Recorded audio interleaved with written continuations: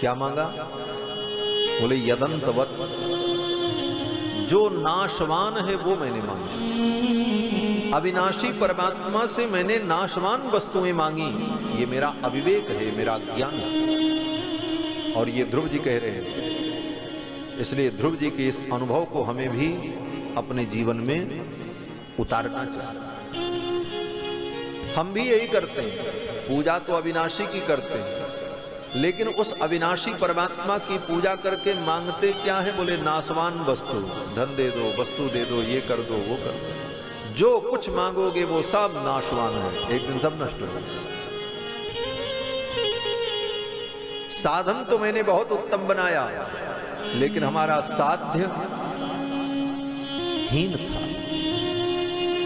साधन उत्तम कोटि का हो और साध्य हमारा निम्न कोटि का हो तो यह बुद्धिमत्ता नहीं मानी जाती। सोना दे करके हम मट्टी ले लें, सोना को साधन बनावे और लें क्या? बोले मट्टी। उसी प्रकार से भगवान को साधन बना करके मांगा क्या? बोले संसार की तुच्छ वस्तुएं जो नाशवान है। और ऐसा करने पर जब ध्रुव जी को पश्चाताप हो सकता है तो हमको आपको भी पश्चाताप होगा, आज नहीं तो कल। जिस दिन ये ज्ञान हो जाएगा उस दिन हमको आपको भी पश्चाताप करना ही पड़ेगा। ध्रुव जी कहते हैं प्रसाद जगदात्मानम तपसा दुष्प्रसादनम, जो जगत की आत्मा है ऐसे भगवान को मैंने प्रसन्न कर लिया। दुष्प्रसादनम, जिनको प्रसन्न करना इतना सरल नहीं है। और फिर भवच्छिदमयाचे, हम जो भव बंधन को मिटाने वाले हैं, जिनका नाम भवच्छिद है। भगवान का एक नाम है भवच्छिद। भवच्छिद माने भव माने संसार और छिद माने छेदन करने वाले, जो संसार बंधन को मिटा देते हैं, इसलिए भगवान का नाम भवच्छिद है। ऐसे भवच्छिद परमात्मा के सन्निकट पहुंचकर मैंने क्या मांगा? बोले भवम, संसार मांगा। जो संसार मिटाने वाले हैं उन्हीं से हमने संसार मांगा। इसको आप इस तरह समझो कि जो वैद्य रोग को दूर करता है उसी वैद्य से जाकर के कहें कि ऐसी सुई लगा दो कि हमको रोग पैदा हो जाए। मतलब यही ना हुआ कि भाई जो रोग का निराकरण करने वाला है उस रोग के निराकरण करने वाले व्यक्ति से ही हम जाकर के रोग मांग लें, इससे बड़ी मूर्खता और क्या हो सकती है।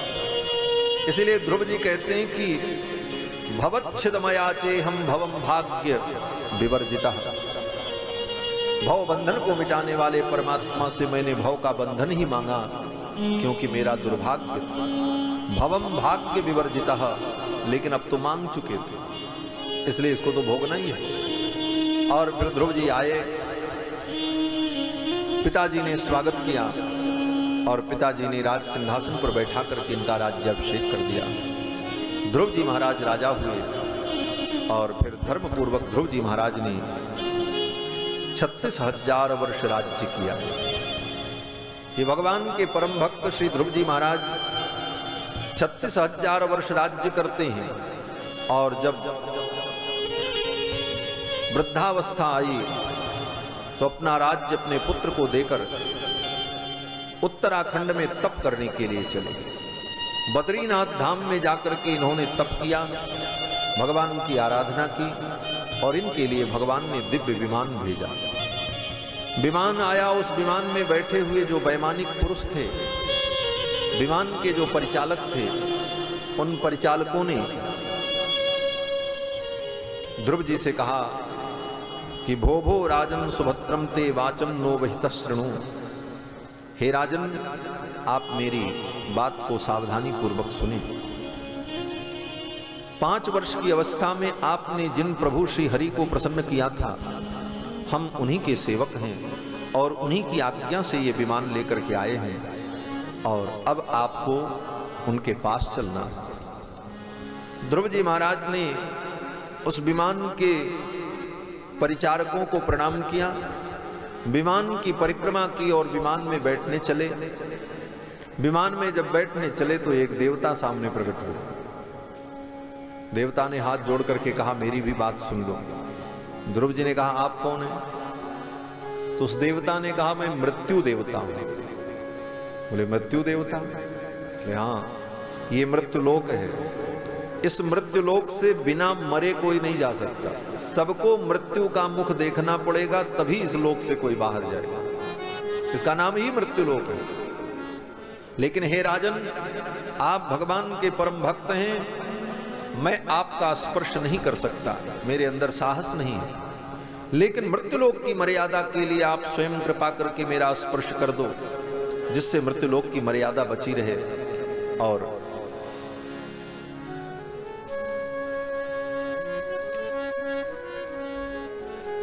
बोलो श्री सीतारामचंद्र भगवान की जय। जय सीताराम।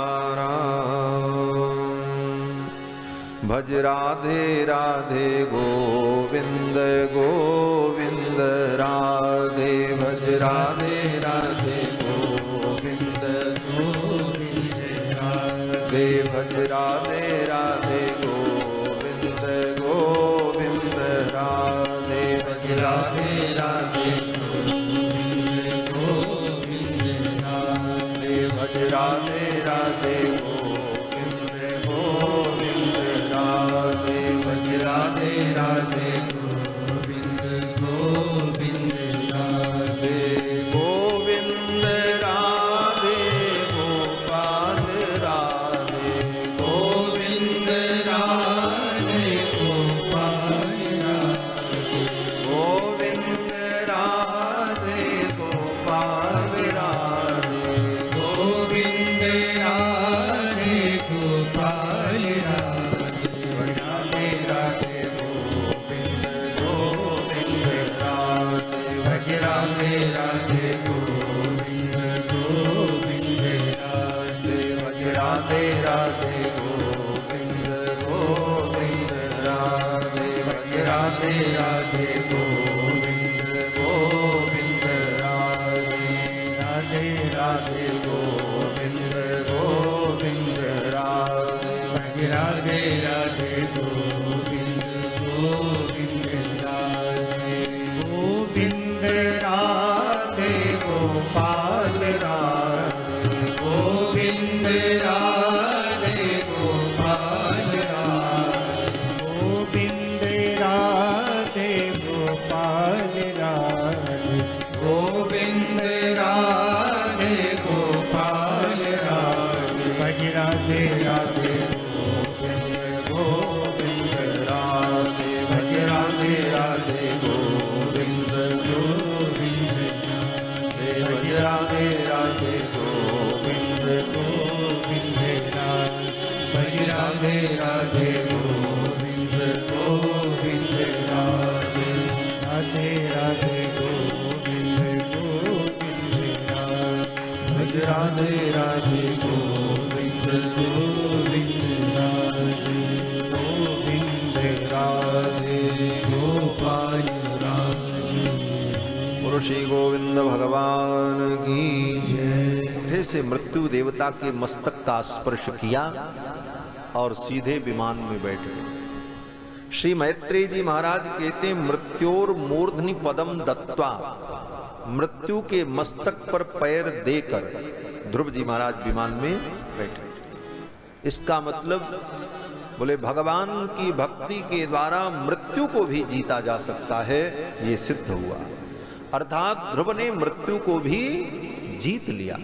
ये बात अलग है कि मृत्यु लोक का जीवन स्थायी नहीं है, लेकिन मृत्यु का साहस नहीं कि मृत्यु ध्रुव का स्पर्श कर ले। भगवत भक्ति के प्रभाव से ध्रुव ने मृत्यु को भी जीत लिया और स्वयं मृत्यु के मस्तक पर पैर देकर सशरीर ध्रुव जी महाराज विमान में बैठ गए। और केवल ध्रुव ने नहीं, कितने लोगों ने इस संसार में भगवत भक्ति के प्रभाव से अपनी मृत्यु को जीत लिया। केवल सतयुग त्रेता द्वापर में नहीं, इस कलयुग में भी मीरा जी ने अपनी मृत्यु को जीत लिया। मीरा का शरीर किसी को नहीं मिला कि कोई उनका दाह संस्कार कर सके। मीरा जी गईं और द्वारकापुरी में भगवान गिरधर गोपाल द्वारकाधीश भगवान का दर्शन करने के लिए दौड़ी और जाकर के भगवान के विग्रह से लिपट गई और भगवान में ही समा गई, सायुज्य को प्राप्त। मृत्यु ने उनका स्पर्श नहीं किया। भगवान के भक्त श्री कबीरदास जी महाराज, कबीर का भी शरीर किसी को नहीं मिला। कबीरदास जी महाराज समाधि में बैठे और वो सशरीर भगवत धाम चले गए। जहां पर उन्होंने शरीर छोड़ा, अर्थात जहां से भगवत धाम वो गए, वहां पर केवल 2 फूल पड़े थे बस। एक फूल हिंदुओं ने ले लिया और एक फूल मुस्लिमों ने ले लिया। दोनों उनको मानते थे। दोनों ने ले जाकर के अपने अपने हिसाब से, एक ने मजार बनाई, एक ने समाधि बनाई। आज भी मगहर में अगल बगल ही एक तरफ मजार बनी है, एक तरफ समाधि बनी है। एक की देखरेख हिंदू करते हैं, एक की देखरेख मुस्लिम लोग करते हैं, लेकिन कबीरदास जी का शरीर किसी को नहीं मिला, केवल फूल मिले। तो मृत्यु को आज भी जीता जा सकता है। जिस मृत्यु को जीतने का तरीका ढूंढने के लिए विज्ञान परेशान है, क्या करें कि मनुष्य को मरना न पड़े, मृत्यु को हम जीत लें। बोले उसका यही विज्ञान है कि सबके मूल कारण जो भगवान हैं उनको जान लो। एकेन विज्ञानेन सर्वम विज्ञातम भवति। उपनिषद कहता है कि उस एक परमात्मा के विज्ञान से सब कुछ जाना जा सकता है, क्योंकि वही ज्ञान का मूल। और बाकी सब कुछ जानते जानते तुम्हारी जान चली जाएगी, फिर भी जान नहीं पाओगे। कितना जानोगे? 100 वर्ष की आयु में कितना जान पाओगे? जितना पहले से लोगों ने जान करके अपने ज्ञान को लिपिबद्ध किया, उतना पढ़ भी नहीं पाओगे। जानना तो दूर की बात है। कितना मनुष्य जानेगा?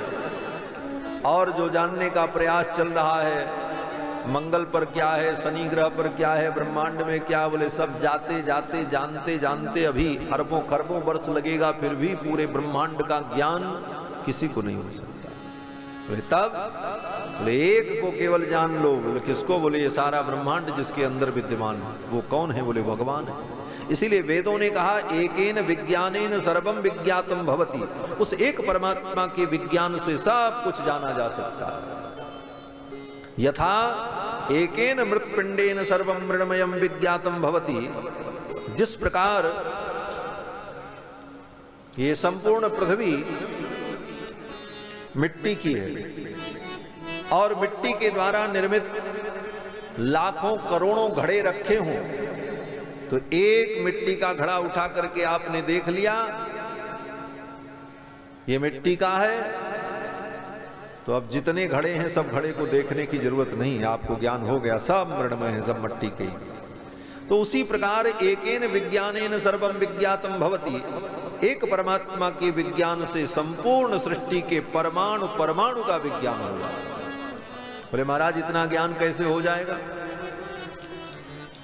वेदों में कहा गया कि जब जीवात्मा अपनी साधना के द्वारा ब्रह्म को, परमात्मा को प्राप्त कर लेता है, तो परमात्मा के समान ही हो जाता है। ब्रह्मविद ब्रह्मैव भवति। ब्रह्मविद ब्रह्मैव भवति। ब्रह्म को जानने वाला ब्रह्म के समान ही हो जाता है। जानत तुम ही होए जाई, गोस्वामी जी कहते हैं। इसका मतलब, बोले भगवान के समान हो जाने का मतलब कि भगवान को जितना ज्ञान है उतना ही ज्ञान इस जीवात्मा को भी होगा। जितना भगवान का ज्ञान है, भगवान परमाणु परमाणु को जानते हैं। अनंत अनंत ब्रह्मांड, उन अनंत अनंत ब्रह्मांड के पृथ्वी जल तेज वायु आकाश 5 तत्वों के अनंत अनंत परमाणु, और इस अनंत अनंत सृष्टि में अनंत अनंत जीवात्मा, उन अनंत अनंत जीवात्माओं के अनंत अनंत जन्मों के अनंत अनंत पाप पुण्य रूपी कर्म, इन सब का हर क्षण प्रत्यक्ष अनुभव करते रहते हैं भगवान। ऐसे सर्वज्ञ हैं। यह सर्वज्ञ सर्वविद। तो वह सर्वज्ञता जीवात्मा को प्राप्त हो जाती है। कब? बोले मोक्ष की दशा में, परमात्मा प्राप्ति हो जाने के बाद। इसीलिए वेदों ने कहा कि ब्रह्मविद ब्रह्मैव भवति। ब्रह्म को जानने वाला ब्रह्म के समान हो जाता है। तो श्री ध्रुव जी महाराज ने मृत्यु को जीत लिया और उस विमान में बैठे, विमान चल पड़ा। ध्रुव जी को परम आनंद की अनुभूति होने लगी और तब तक ध्रुव जी ने सोचा, अरे आज मैं भगवान के परम धाम को जा रहा हूं, मुझे उत्तम लोक की प्राप्ति होने जा रही है, लेकिन ये सब क्यों हुआ? बोले मेरी मां के कारण। मेरी मां अगर मुझे प्रेरणा देकर के जंगल में तप करने के लिए न भेजती तो आज मुझे इस पद की प्राप्ति न होती। वो मेरी मां कहां होगी? मेरी मां की क्या दशा भई होगी? मेरी मां को किस लोक की प्राप्ति भई होगी? वो कहां होगी? ये सोच करके ध्रुव जी महाराज दुखी होने लगे, अपने मां का चिंतन करने। ध्रुव जी के इस दुख को देखकर विमान में बैठे हुए जो परिचारक थे, उन परिचारकों ने कहा, महाराज आप चिंता न करें, अपनी मां के विषय में आप चिंतन कर रहे हैं, दुखी हो रहे हैं, आपको दुखी होने की जरूरत नहीं है। वो देखो आपके विमान के आगे आगे जो विमान चल रहा है, उस विमान में आपकी मां बैठ करके वैकुंठ जा रही है, उनके लिए भी रास्ता तैयार है। उनका विमान आपके विमान के आगे चल रहा है। वैमानिक पुरुषों ने उस विमान का जब दर्शन कराया, दर्शयामास देवीं पुरो यानेन गच्छतीं, जिस विमान में बैठ करके ध्रुव जी जा रहे थे, उस विमान के आगे एक विमान चल रहा था और ध्रुव की मां उस विमान में बैठ करके भगवत धाम जा रही है। उस धाम की प्राप्ति उनकी मां को बिना साधना के ही और ध्रुव से पहले प्राप्ति हो रही। क्या कारण? कौन सा साधन किया मां ने? बोले इसका उत्तर वेदों में मिलेगा। भगवान के अनन्य भक्त होते हैं, उन भक्तों से जिनका संबंध होता है वे भी उस परम पद के अधिकारी हो जाता है, उनको भी वो परम पद प्राप्त हो संबंध बल से। कैसा संबंध बल? बोले अंधो नंद ग्रहण वशगो याति रंगेश यद्वत्। जैसे अंधा व्यक्ति कहीं जा नहीं सकता, लेकिन आंख वाले का हाथ पकड़ ले तो पहाड़ पे भी चढ़ सकता है। क्यों? बोले आंख वाले का साथ उसने कर लिया है, इसलिए उसका सहयोग पा करके वो पहाड़ पे भी चढ़ सकता है। पंगुर नवका कुहर निहितो नियते नाविकेन। पंग व्यक्ति, लूला लंगड़ा व्यक्ति चल नहीं सकता, लेकिन अगर उसको नाव का सहारा मिल जाए तो बड़ी से बड़ी नदी को भी वो पार कर जाता है। उसी प्रकार हमारे अंदर कोई योग्यता न हो, हमारे अंदर भजन साधन पूजन कुछ न हो, लेकिन भगवान के परम भक्तों से अगर हमारा संबंध है, हम उनको अपना मानते हैं, उनसे हम जुड़े हुए हैं, उनसे हमारा लगाव है, तो उस संबंध के कारण हमको भी भगवान की प्राप्ति हो जाए, भले हमारे अंदर वो योग्यता न हो। किस प्रकार से? बोले तीसरा उदाहरण देते हुए कहते हैं, भुंगते भोगान अविदित नृप सेवकस्यार भकादि। उनको भी वही भोग मिलता है, वही भोजन मिलता है जो राजा को मिलता है? और उनको ही नहीं, उन नौकरों के जो बच्चे हैं, जिनको पता ही नहीं है कि राजा किसको कहते हैं, रंक किसको कहते हैं, उनको भी वही राजभोग खाने को मिलता है। क्यों? बोले वो संबंध बलम में महद्भाष्यकारानुबंध। इसीलिए हमारे यहाँ आचार्यों ने कहा कि गुरुजनों से, संतों से, भगवत भक्तों से अगर हमारा संबंध है तो वह संबंध भी हमारा कल्याण कर देगा। अगर जीवन में हम साधन भजन नहीं भी कर पाए तो चिंता की बात नहीं है, भगवान के भक्तों से जुड़े रहेंगे तो हमारा भी कल्याण हो जाएगा। और वेदों में तो यहां तक कहा गया, छांदोग्य उपनिषद में मंत्र आया कि स यदि पितृलोक कामो भवति संकल्पा देवास्य पितरः समुपतिष्ठन्ति। छांदोग्य उपनिषद कहता है कि जब कोई जीवात्मा मुक्त होकर भगवान के धाम को जाता है और वहां जाते समय अथवा पहुंचकर वो जीवात्मा अपने पिता का स्मरण कर ले, स यदि पितृलोक कामो भवति तो संकल्पा देवास्य पितरः समुपतिष्ठन्ति। उस भक्त के संकल्प मात्र से उसके अनेक जन्मों के पिता भी वहां उपस्थित हो जाते हैं, उनको भी मुक्ति मिल जाती है। कोई जीवात्मा वैकुंठ में पहुंच जाए और वहां जाकर के उसे अपने पिता की स्मृति हो जाए, और एक जन्म के पिता नहीं 10, 15, 50 लाख जन्म के पिता का उससे स्मरण हो जाए कि वो कहाँ होंगे मेरे पिता, उस जन्म वाले पिता कहाँ होंगे, उस जन्म वाले पिता कहाँ। तो संकल्पा देवास्य पितरः, उसके संकल्प मात्र से उसके अनेक जन्मों के पिता वहां उपस्थित हो जाते हैं और उसके संबंध से उनको भी मुक्ति की प्राप्ति हो जाती है, ऐसा वेदों ने कहा। स यदि मातृलोक कामो भवति संकल्पा देवास्य मातरः समुपतिष्ठन्ति। फिर उपनिषद कहता है आगे कि वो अपनी मां का अगर स्मरण करे तो उसकी माताएं वहां उपस्थित हो जाती हैं। बोले केवल माता पिता ही नहीं, स यदि सखी लोक कामो भवति संकल्पा देवास्य सख्य समुपतिष्ठन्ति। उसके जितने मित्र हैं कर ले तो वह भी मुक्त होकर के वहां पहुंच जाते हैं। बोले महाराज मुक्ति इतनी सरल है, एक व्यक्ति के स्मरण करने से हजारों हजारों मुक्त हो जाएंगे बिना साधन के? बोले हाँ हो जाते हैं।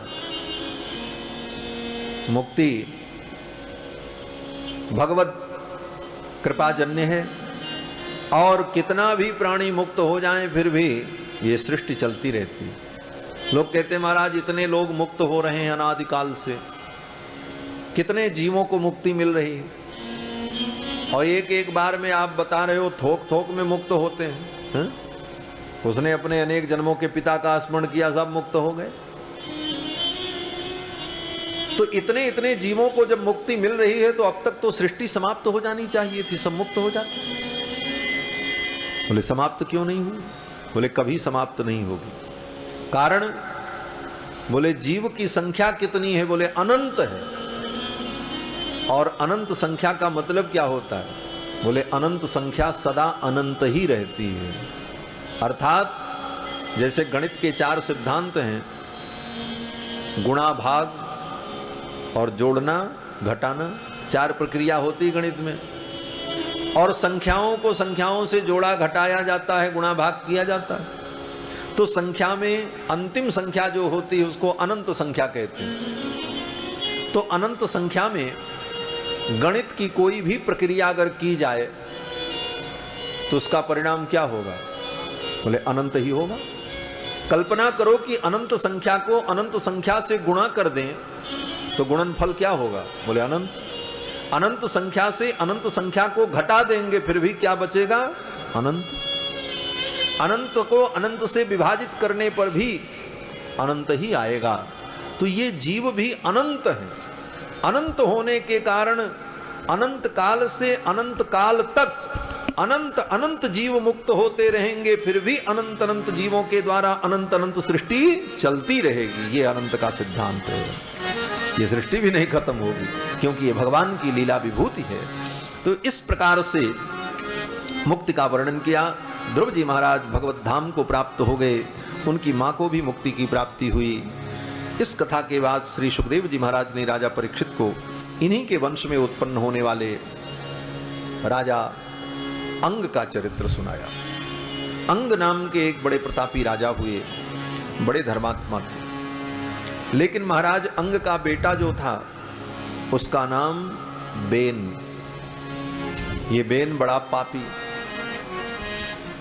बेन के पाप के कारण महाराज अंग बड़े दुखी हुए, और अंत में महाराज अंग ने निर्णय किया कि अब मैं सब कुछ छोड़ करके जंगल चला जाऊं। अपने पुत्र के आचरण से असंतुष्ट होकर अर्धरात्रि में बिना किसी को बताए अपना राज्यपाट सब कुछ छोड़ करके महाराज अंग जंगल में चले। जाते जाते महाराज अंग ने एक बात कही। महाराज अंग ने कहा, कदपत्यम वरम मन्ये सदपत्यात् छुचाम पदात्। मेरा बेटा कुपुत्र हो गया, नालायक हो गया, और इसको भी मैं भगवान की कृपा मानता हूं। तो बड़ी गंभीर बात है।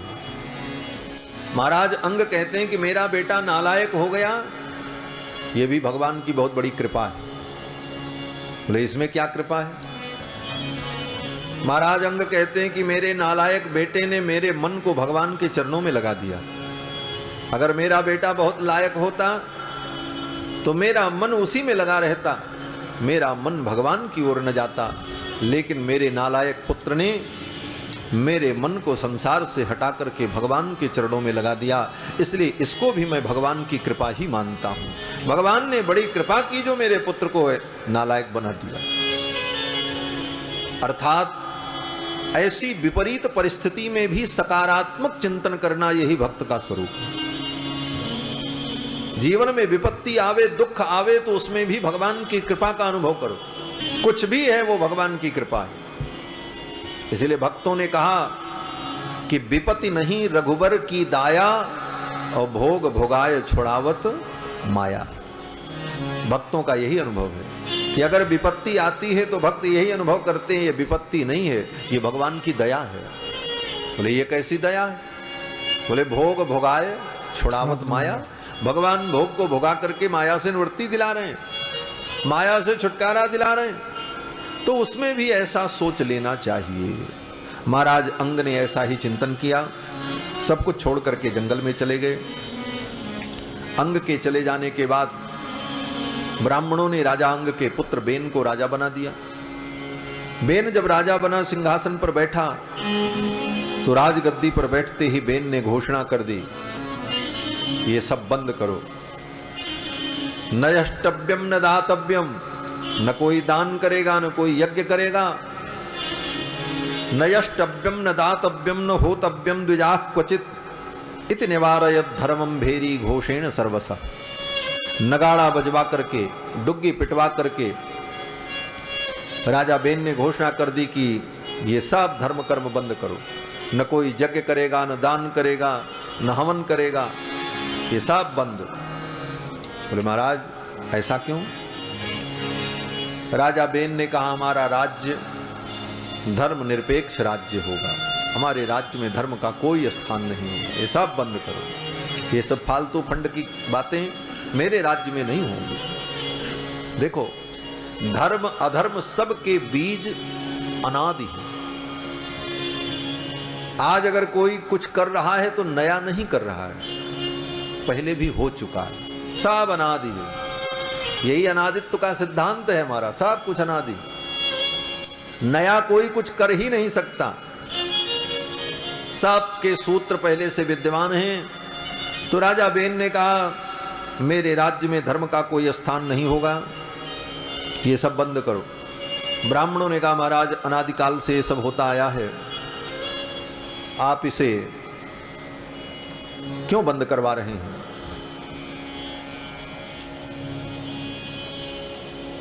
तो राजा ने कहा इनकी क्या आवश्यकता है? तो ऋषियों ने कहा यह धर्म है। तो राजा बेन ने कहा कि बालिशा बतयूयम में अधर्मे धर्म मानिनः। आप लोग अभी बालक हो, आपकी बुद्धि ठीक नहीं है, आपने अधर्म को ही धर्म मान लिया। ऋषियों ने कहा यह अधर्म कैसे है? तो राजा बेन ने कहा कि ये वृत्तिदम पतिम हित्वा जारम पतिम उपासते। जैसे कोई स्त्री अपने उस पति को छोड़कर, जो पति उसे भोजन देता हो, वस्त्र देता हो, उसका संरक्षण करता हो, ऐसे पति को छोड़कर जारम पतिम उपासते, किसी पर पुरुष की उपासना करे तो वो अधर्म है। उसी प्रकार से तुम लोग मुझे छोड़कर किस भगवान की आराधना करने में लगे? मैं तुम्हारा भगवान हूं, क्योंकि मैं जगतपति हूं, मैं पृथ्वी का राजा हूं। बालिशा बतयूयम में अधर्मे धर्म मानिनः। तुम लोगों ने अधर्म को ही धर्म मान लिया, यही धर्म है, मेरी सेवा करो। और ये जो यज्ञ यागादि करते हो, ये सब भाग मुझे प्रदान करो। बलिम च मह्यम हरत। ये पूजा बलि भाग जो देवताओं को देते हो, मह्यम हरत मत्योन्य कोग्र भुक्पमान। इसका भोग करने वाला मेरे अतिरिक्त और कौन हो सकता है? इस प्रकार जब राजा बेन ने कहा तो ब्राह्मणों को अच्छा नहीं लगा। ऋषियों ने कहा इस दुष्ट को दंड देना पड़ेगा। और ऋषियों ने क्या किया? बोले इत्थम व्यवसिता मन्युम ऋषयो रूढ़मन्यवः निजघ्नुर्हुंकृतैर्वेनम हतमच्युत निंदया। राजा बेन सिंहासन पर बैठा था, ऋषियों ने हुंकार किया और डांटा, मूर्ख कहीं के, तुम इस सनातन सिद्धांत की अवहेलना कर रहे हो। ऋषियों ने हुंकार करके जब डांटा तो राजा बेन अपने सिंहासन से नीचे गिर पड़ा और नीचे गिरते ही उसकी मृत्यु हो गई। हतमच्युत निंदया, भगवान अच्युत की निंदा करने के कारण, धर्म की निंदा करने के कारण उसका विनाश हो गया। राजा बेन जब मर गया तो ऋषियों ने विचार किया अब किसको राजा बनावें, इसका तो कोई बेटा भी नहीं और राजा के बिना राज्य अराजक हो जाता है। अनायका विनश्यन्ति और नश्यन्ति बहुनायका सिद्धांत। जिस राष्ट्र का कोई नायक नहीं होता वो राष्ट्र नष्ट हो जाता है, और जिस राष्ट्र के बहुत नायक होते हैं वह राष्ट्र भी नष्ट हो जाता है। लोकतंत्र में यही है, अनेक नायक होने के कारण राष्ट्र और नाश के कगार पर जाता है कि बोले सभी करता धरता बने रहते हैं, हम ही देश चलाएंगे। तो बहुनायकत्व भी विनाश का हेतु होता है। अनायका विनश्यन्ति नश्यन्ति बहुनायका। इसलिए ऋषियों ने विचार किया किसको राजा बनावें, इसका तो कोई बेटा भी नहीं। तो ऋषियों ने कहा इसके शरीर का मंथन करो। राजा बेन के शरीर का ऋषियों ने मंथन किया, यज्ञ मंडप में रखकर मंत्रोच्चार पूर्वक राजा बेन के मृत शरीर में उसकी जंघाओं पर मथानी को रख करके मंथन किया और उस मंथन से एक पुरुष प्रकट हुआ। तत्रासीत बाहुको नरः, छोटा सा पुरुष प्रकट हुआ, काले रंग का। काक कृष्णो अति हरस्वांगो हरस्व बाहुर महाहनु, काले रंग का, छोटा सा, छोटे छोटे हाथ, छोटे छोटे पैर और महाहनु, उसकी ये ठुड्डी हनु बाहर निकली हुई थी। ऋषियों ने कहा बैठ जाओ। निशीदेत्यब्रुवस्तात, ऋषियों ने कहा निशीद बैठ जाओ। आज्ञा मान करके वो बैठ गया। तो निशीद कहने पर वो बैठ गया, इसलिए ऋषियों ने उसका नाम रख दिया निषाद। वहीं से निषाद नाम की जाति उत्पन्न हुई।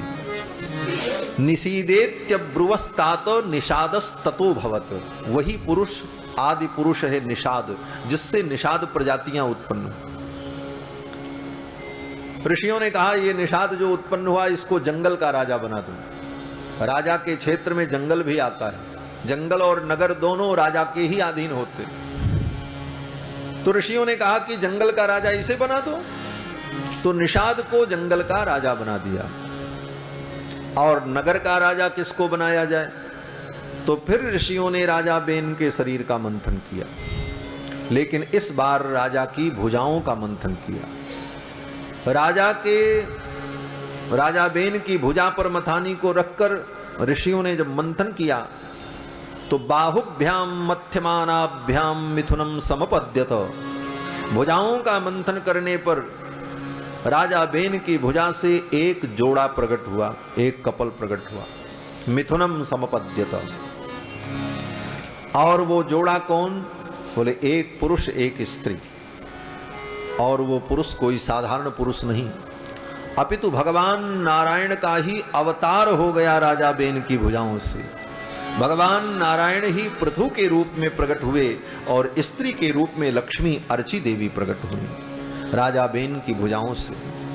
और उन्हीं महाराज पृथु को और अर्ची देवी को ब्राह्मणों ने सिंहासन पर बैठा करके राजा बना दिया। राजा बेन के शरीर से भगवान का अवतार हुआ। राजा बेन तो पापी था। राजा बेन ने सारे पाप किए, अधर्म किए, और ऐसे पापात्मा बेन के शरीर से भगवान का अवतार, पृथु का अवतार। बोले हाँ, बोले ऐसा कैसे संभव हुआ? बोले इसीलिए ऋषियों ने पहले ही राजा बेन के शरीर को मथ करके मंथन करके राजा के शरीर में जो पहले से विद्यमान कलमश था, उस कलमश को निषाद के रूप में पहले ही प्रकट कर दिया। कार्बन सब पहले ही निकल गया। जब राजा बेन का शरीर शुद्ध हो गया, परिशुद्ध हो गया, तब राजा बेन के शरीर का मंथन करने पर राजा बेन की भुजाओं से भगवान की भुवन पालिनी कला का प्रादुर्भाव हुआ। मैत्रेय जी महाराज कहते हैं, एष विष्णोर भगवतः कला भुवन पालिनी इयं च लक्ष्म्याः संभूति ही पुरुषस्यान पायिनी। भगवान पृथु और अर्ची देवी का प्रादुर्भाव हुआ और इन दोनों को ब्राह्मणों ने सिंहासन पर बैठा करके इनका राज्याभिषेक कर दिया और भगवान पृथु राजा हुए। पृथु जब राजा हुए उस समय ये धरती बड़ी ऊबड़ खाबड़ थी। सृष्टि के प्रारंभ का काल था। ये पृथ्वी बड़ी ऊबड़ खाबड़ थी, न कहीं गाड़ी चल सकती थी, न रथ चल सकता था, न कहीं घर लोग बना सकते थे, न खेती करने लायक भूमि थी। कहीं बड़े बड़े टीले, कहीं बहुत बड़े बड़े गड्ढे, जंगल। तो भगवान पृथु ने प्रजा को सुखी करने के लिए, प्रजा को सुखपूर्वक पृथ्वी पर निवास करने के लिए इस पृथ्वी को व्यवस्थित किया। महाराज पृथु ने इस धरती को बराबर किया अपने रथ के द्वारा, इसीलिए इसका नाम पृथ्वी पड़ा है। इस धरती को पृथ्वी क्यों कहते हैं? बोले पृथुना विस्तारिता, पृथु ने इसका विस्तार किया है, इसलिए इसका नाम पृथ्वी है। इस पृथ्वी शब्द में भगवान के 24 अवतार में पृथु अवतार जो है उस अवतार की कथा छिपी हुई। पृथ्वी शब्द के अर्थ का चिंतन करो तो पृथु भगवान के अवतार का पूरा चरित्र दिमाग में आ जाएगा। यही हमारे ऋषियों की कला थी महाराज। शब्दों में ही इतिहास गुम्फित किया, कागज में और ताम्र पत्रों पर नहीं। इसीलिए आज तक हमारा इतिहास नष्ट नहीं हुआ। कितनी पोथी जलाई गई, विदेशियों ने कितनी पोथियां जला दी, कितने ग्रंथ नष्ट किए, फिर भी हमारे इतिहास को मिटा नहीं पाए। कारण बोले हमारे इतिहासकारों ने, महर्षियों ने पत्थरों पर और कागजों पर इतिहास नहीं लिखा, शब्दों में ही सारा इतिहास गुम्फित कर दिया है। एक एक शब्द में बड़ी बड़ी कहानियां, बड़े बड़े शब्द निहित हैं, इतिहास निहित है। केवल उस परंपरा को हम सुनते रहें तब भी हमारा इतिहास सुरक्षित रहेगा। इसीलिए आज भी हमारे यहाँ सुनने और सुनाने की परंपरा चलती है। आज अगर भागवत की पोथी या रामायण की पोथी दुनिया से गायब हो जाए तो क्या राम कथा और भागवत कथा खत्म हो जाएगी? सबको याद है, सुनने सुनाने की परंपरा अनादिकाल से चलती आ रही। तो पृथ्वी शब्द का यही अर्थ है कि पृथु ने जिसको विस्तृत किया, विस्तार किया, इसलिए इसका नाम पृथ्वी पड़ा। महाराज पृथु राजा हुए और महाराज पृथु ने देखा तो प्रजा बड़ी दुखी थी। कारण बोले प्रजा के पास खाने के लिए नहीं था, सब दुखी थे। प्रजा दुखी थी, देवता भी दुखी थे, ऋषि गंधर्व सब पीड़ित थे। तो पृथु भगवान की तो सभी प्रजा है, देवता मनुष्य यक्ष किन्नर राक्षस ये सब भगवान की ही प्रजा है। तो भगवान ने पृथ्वी से कहा कि पृथ्वी सबको रस देने वाली तुम हो। पृथ्वी का एक नाम है रसा, पृथ्वी को कहते हैं रसा, क्योंकि सारा रस इसी में है। जितना रस हम लोग लेते हैं, जो भी खाते हैं, स्वाद लेते हैं, वो सब आता कहाँ से? बोले सब पृथ्वी से ही तो आता है। चाहे गेहूं का स्वाद हो, चाहे चावल का स्वाद हो, आम का हो, इमली का हो, खट्टा मीठा नमक, तो सब स्वाद जितने रस हैं सब पृथ्वी से ही तो प्रकट होते हैं। वायु में कोई रस है नहीं, आकाश में कोई रस है नहीं, अग्नि तत्व में कोई रस है नहीं, तो बचा क्या? बोले पृथ्वी और पानी। और पृथ्वी पानी, इसी में दो में रस है और दोनों एक साथ है। पृथ्वी में पानी है और पानी में पृथ्वी, तो दोनों रस के जो मूल आधार हैं, इसीलिए पृथ्वी का नाम है रसा। सारा रस इसी में। तो पृथु भगवान ने कहा संपूर्ण प्रजा दुखी है और तुमने अपने रस को छिपा रखा है। मेरी प्रजा के लिए सारे रस प्रकट करो। फिर भी पृथ्वी ने नहीं सुना। जब पृथ्वी ने नहीं सुना, भगवान पृथु की बात को, तो पृथु भगवान ने अपना धनुष बाण उठा लिया। पृथु भगवान को पृथ्वी पर क्रोध आ गया। वसुधे त्वाम बधिष्यामि,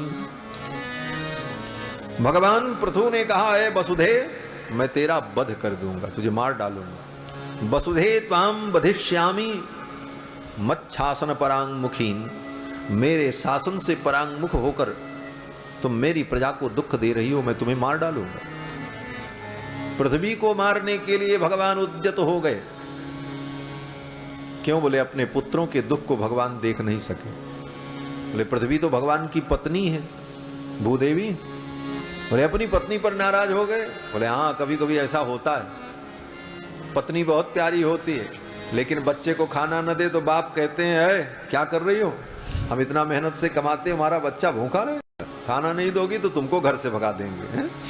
तो बच्चे के प्रति प्रेम होने के कारण जैसे पिता अपनी पत्नी को, उस बच्चे की मां को डांटता है, ताड़ित करता है, शासन करता है, उसी प्रकार भगवान भूदेवी को डांटने लगे। भगवान ने कहा वसुधे त्वाम बधिष्यामि मच्छासन परांगमुखीम, मेरे शासन से तुम परांगमुख हो रही हो, मैं तुम्हें मार दूंगा, तुम्हारा वध कर दूंगा।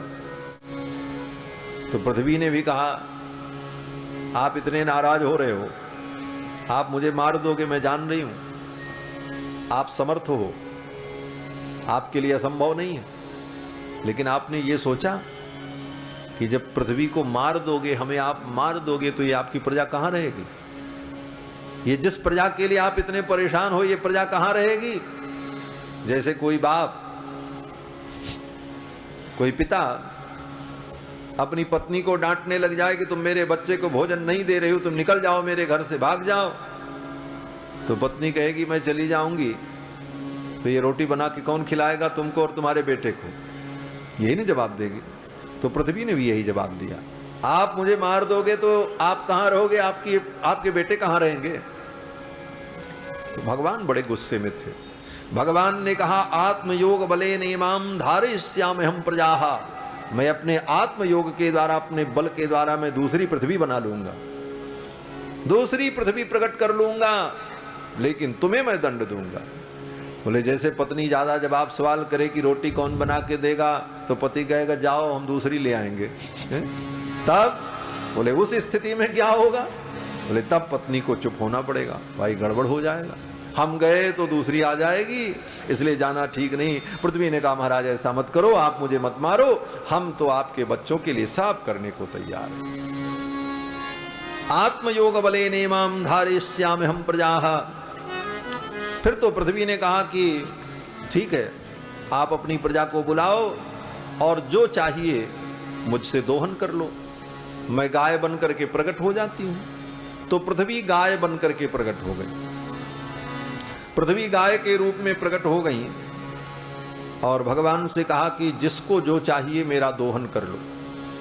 फिर तो भगवान ने संपूर्ण प्रजा को आज्ञा दी, देवता, यक्ष, किन्नर, गंधर्व, राक्षस, ऋषि, मनुष्य, सबको भगवान ने कहा कि तुम लोग अपने अपने मन के अनुकूल पदार्थ का दोहन कर लो, जो रस तुम्हें प्रिय हो वो रस तुम प्राप्त कर लो। सब आए और सब ने दोहन किया। क्या दोहन किया? कहते हैं वत्सम कल्पय मे वीर एनाहं वत्सला तव धोक्षे क्षीरमयान कामान अनुरूपम च दोहनम। पृथ्वी ने कहा कि जो दोहने आएगा वो बछड़ा अपने साथ लेकर के आएगा। हाँ, बिना बछड़ा के गाय दूध थोड़ी देती। पृथ्वी ने कहा वत्सला तव येनाहम, जब बछड़ा होगा तभी मैं वत्सला होंगी, और जब मैं वत्सला होंगी तभी मेरा दूध किसी को मिलेगा। तो भगवान ने कहा ठीक। अब तो सभी आए और सबसे पहले मनुष्यों को मौका मिला। और मनुष्यों ने क्या किया? बोले वत्सम कृत्वा मनुम पाणौ उदहत सकल औषधिः। ये सृष्टि के प्रारंभ की कथा है। सृष्टि के मूल की संरचना कैसे हो रही इसका वर्णन है। कहते हैं मनु को मनुष्यों ने बछड़ा बनाया। महाराज मनु को बछड़ा बना करके मनुष्य लोग आए। वत्सम कृत्वा मनुम,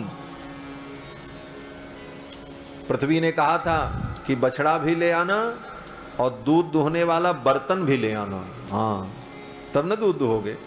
और सबके बर्तन भिन्न भिन्न होंगे और सबके बछड़े भिन्न भिन्न होंगे और भिन्न भिन्न दोग्धा होंगे, तो भिन्न भिन्न वस्तुएं उनकी इच्छा के अनुरूप उन्हें प्राप्त होंगी। तो बंधुओं, मनु को बछड़ा जब बनाया तो वत्सम कृत्वा मनुम पाणौ, मनु जी महाराज ने हाथ में गाय का दोहन किया। मनु ने कोई पात्र नहीं लिया गाय को दोहने के लिए, मनु को बछड़ा बनाया मनुष्यों ने और अपने हाथ में ही दोहन किया। पाणौ अदुहत, और क्या दुहा? बोले भूदेवी के पयोधर से औषधि का दोहन किया। अदुहत सकलौषधि ही, औषधि माने, औषधि का मतलब हम लोग दवा समझते हैं, दवा अर्थ भी है, लेकिन औषधि का मतलब वनस्पति। चावल, गेहूं, दाल, मूंग, उड़द, ये जो खाने के अन्न हैं इन्हीं को वेदों में औषधि कहा गया। तो इन अन्नों का दोहन किया किसमें? बोले हाथ में। हाथ में दोहन का मतलब बोले तुम्हारे हाथों के अंदर क्रिया शक्ति होगी तभी इस पृथ्वी के द्वारा तुम अन्न को उत्पन्न करके जीवित रह पाओगे। तो मनुष्यों के जीवित रहने का जो रस है वो क्या है? बोले अन्न। तो मनुष्यों ने अन्न का दोहन किया भूदेवी के द्वारा। और इसके बाद ऋषियों का नंबर आया। तो ऋषियों ने क्या किया?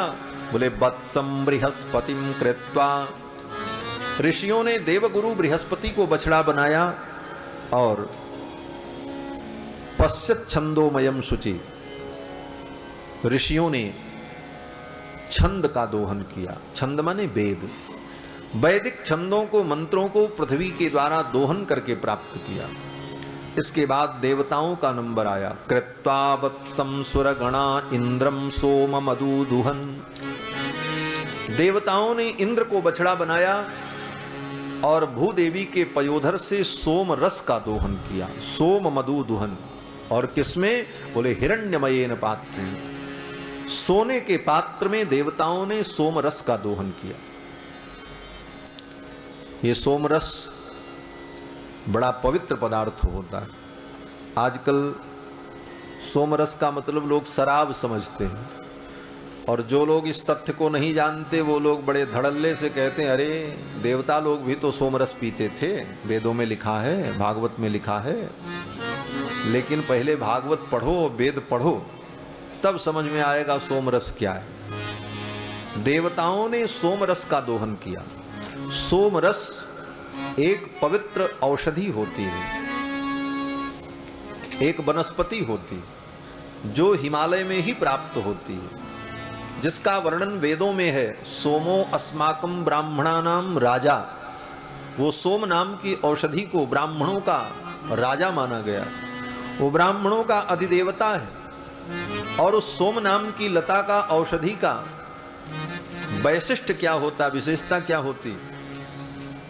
बोले वो चंद्रमा की लता होने के कारण चंद्रमा की कला के समान ही बढ़ती और घटती है, इसीलिए उसका नाम सोमलता है। जैसे चंद्रमा शुक्ल पक्ष में एक कला बढ़ता है, फिर द्वितीया को 2 कला, तृतीया को 3 कला, और पूर्णिमा को उसके अंदर पूर्ण कला होती है, और फिर कृष्ण पक्ष आने पर धीरे धीरे वो घटता है और अमावस्या के दिन चंद्रमा का दर्शन नहीं होता। उसी प्रकार वो सोम नाम की जो लता होती है उसमें 15 पत्ते होते हैं, 16 पत्ता नहीं होता। प्रतिपदा को 1 पत्ता रहेगा, द्वितीया को 2रा पत्ता, तृतीया को 3रा पत्ता, पूर्णिमा को 15 पत्ते रहेंगे, और कृष्ण पक्ष जब प्रारंभ होगा तो 1-1 पत्ते झड़ते चले जाते हैं, और अमावस्या के दिन उसमें एक भी पत्ता नहीं रहता, केवल वो लता मात्र रहती है, डंडी मात्र रहती है। ऐसी जो विलक्षण लता है उसका नाम सोमलता है। और उस सोमलता को ला करके वैदिक मंत्रों के द्वारा उसे पीस करके उसका रस निकाल कर भेड़ के कंबल में छान करके और बड़े बड़े चमस पात्रों में रखकर यज्ञ में देवताओं को उसी से आहुति दी जाती है, उसका नाम सोमरस है। और वो सोम नाम की लता केवल सतयुग, त्रेता और द्वापर में ही उपलब्ध थी। आज कलयुग में वो लुप्त प्राय है, कहीं भी नहीं मिलती। इसीलिए मीमांसा शास्त्र में कहा गया है, सोमा भावे पूतिका ग्राह्या। सोमलता के न मिलने पर पूतिका नाम की लता को ला करके उसी के द्वारा सोम यज्ञ का विधान कलयुग में किया जाता है। आज भी सोम यज्ञ होता है, लेकिन सोमलता उपलब्ध न होने के कारण उसका जो विकल्प है, उस विकल्प को लिया जाता है और उस विकल्प के द्वारा यज्ञ को पूर्ण किया जाता है। तो सोम बड़ा पवित्र पदार्थ है, देवताओं का पेय पदार्थ है, और सोम रस पीने वाला व्यक्ति परम पवित्र हो जाता है। जो व्यक्ति सोम यज्ञ करके उस यज्ञ अवशिष्ट सोम रस का पान करता है, वह परम पवित्र होता है। उसको सोम पीथी कहते हैं। मरने के बाद व्यक्ति पितर बनता है, और पितरों की 3 कोटियां कही गई हैं। सबसे उत्तम पितर जो होते हैं उनको सोम पीथी कहा जाता है। जो मध्यम कोटि के होते हैं उनको बरहिखद कहा जाता है, और जो 3rd क्लास के होते हैं उनको अग्निख्वात कहा जाता है। ये 3 प्रकार के पितर होते हैं। और ये 3 प्रकार के पितर बनते कैसे हैं? बोले मरने वाले ही पितर बनते हैं, जाकर के मरने के बाद पितर बनते हैं। तो ये व्यक्ति अगर अपने जीवन में वैदिक विधान से सोम यज्ञ करके सोम रस के द्वारा देवताओं को संतुष्ट करते हैं यज्ञ में, तो ऐसे व्यक्ति जब मरते हैं तो वो सोम पीथी नाम के पितर बनते हैं, क्योंकि उन्होंने सोम यज्ञ किया है अपने जीवन में। और जिसने सोम यज्ञ नहीं किया, बाकी छोटे मोटे यज्ञ किए, वो लोग मरने के बाद जब पितर बनते हैं तो वो बरहिखद नाम के पितर बनते हैं। और जिन्होंने जीवन में कोई यज्ञ नहीं किया, अग्नि को कुछ नहीं खिलाया, अपितु मरने के बाद अपना शरीर ही अग्नि को खिलाया मात्र, मरने के बाद शरीर अग्नि में ही जलाया जाएगा। जीवन भर तुमने अग्नि को कुछ नहीं खिलाया, अग्नि से तुम खाते रहे, अग्नि पर पका पका करके तुम खाते रहे, अपना स्वाद लेते रहे, लेकिन अग्नि को तुमने कुछ नहीं खिलाया। अंत में उस अग्नि ने तुम्हारे उस शरीर को खाया जिस शरीर को तुमने जीवन भर खिलाया। तो ऐसा जो प्राणी निकृष्ट कोटि का प्राणी है, वो व्यक्ति मरने के बाद जब पितरों की कोटि में जाता है तो वो अग्निख्वात नाम का पितर होता है, सबसे 3rd क्लास का पितर। उसे पितृलोक में कोई सुख नहीं मिलता, रहता तो पितृलोक में है, लेकिन उसे उन सुखों की प्राप्ति नहीं होती। अस्तु, बात इतनी सी है कि सोम रस परम पवित्र पदार्थ है, सोम कोई शराब नहीं। तो देवताओं ने भूदेवी के पयोधर से सोम रस का दोहन किया, और इसके बाद दैत्यों का नंबर आया। देवताओं के बाद दैतेया दानवा वत्सं प्रहलादमसुर्षभं विधाया दूदुहं क्षीरं अयः पात्रे सुरासवम्। जब दैत्यों का क्रम आया तो दैत्यों ने प्रहलाद जी को बछड़ा बनाया और लोहे के पात्र में भूदेवी के पयोधर से सुरा का दोहन किया, शराब का दोहन किया। यहीं पर दोनों स्पष्ट है, शराब अलग है और सोमरस अलग है। देवताओं का पेय पदार्थ सोमरस है और दैत्यों का पेय पदार्थ शराब है। दैत्यों ने लोहे के बर्तन में शराब को दुहा और देवताओं ने स्वर्ण के पात्र में सोमरस का दोहन किया। हिरण्यमयेन पात्रेण वीर्य मोजो बलम पयः। सोमरस की विशेषता क्या है? बोले वीर्यवर्धक, ओजवर्धक, बलवर्धक वो पेय पदार्थ है। और सुरा जो है, बोले सुरा बुद्धि विनाशिनी। सुरा तो बुद्धि का विनाश करने वाली है। और बुद्धि का क्या विनाश करती है? बुद्धि की चेतना शक्ति को विकृत कर देती है। लोग कहते हैं महाराज शराब पीने से सारे दुख दूर हो जाते हैं, कहते ना। एक गाना भी बना था फिल्म में कि पीते हैं गम भुलाने को, कहते ना कि दम मारो दम मिट जाए गम। ये कोई नई बात नहीं कही, इसका भी प्रमाण है। एक दिन मैं वाल्मीकि रामायण पढ़ रहा था, तो दिमाग में सारी बातें रहती हैं और कोई उससे जुड़ी बातें कहीं मिलती हैं तो तुरंत वो बात समझ में आती है। तो वाल्मीकि रामायण का मैं पारायण कर रहा था, तो सुंदर कांड में एक प्रसंग आया कि हनुमान जी महाराज जब श्री जानकी जी का पता लगाने के लिए लंका में पहुंचे, तो राक्षसियां सीता जी को चारों तरफ से घेर करके बैठी थी। तो उसमें शूर्पणखा नाम की एक राक्षसी थी, यही शूर्पणखा जिसकी नाक कटी थी। तो शूर्पणखा ने कहा और राक्षसियों ने कहा कि चलो इस मानुषी को मार करके हम लोग खा जाएं। तो एक ने कहा कि भाई देखो लड़ाई न हो, मैं तो इसके हृदय को खाऊंगी। दूसरी ने कहा मैं इसका सिर खाऊंगी। तीसरी राक्षसी ने कहा मैं इसके आंतों को खाऊंगी। बड़ा लंबा प्रसंग है वाल्मीकि रामायण में, सब राक्षसियां अपनी अपनी बात कह रही थी। तो जब शूर्पणखा का नंबर आया तो शूर्पणखा ने कहा मैं ऐसे नहीं खाऊंगी। बोले तब? बोले सुरामानीयताम क्षिप्रम, इस मानुषी के मांस को खाने के पहले मैं शराब पीऊंगी, सुरा मंगाओ। शूर्पणखा ने कहा सुरामानीयताम क्षिप्रम, और कैसी सुरा?